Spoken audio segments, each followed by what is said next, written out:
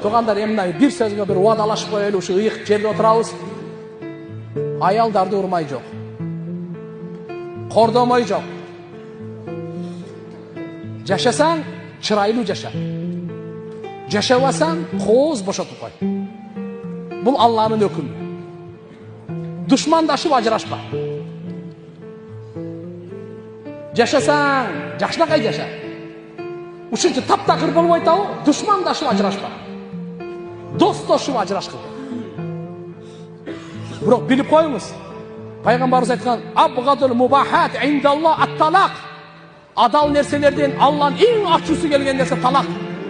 Ачуусу келген нерсе мабгуз. Кайсы нерсеге ачуусу келет? Ал жерде тыйылат. Ошончо талак берүү тыйылган. Бирок ошол кезде адал деп уруксат берген. Бирок адалдардын эң ачууланган, эң жаманы.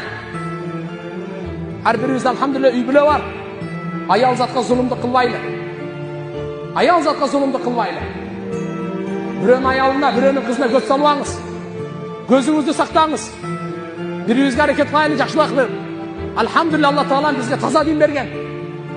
Бизге таза дин берген. Ошон үчүн иншаллах аялдарга иншаллах жакшы мамиле кылайлы.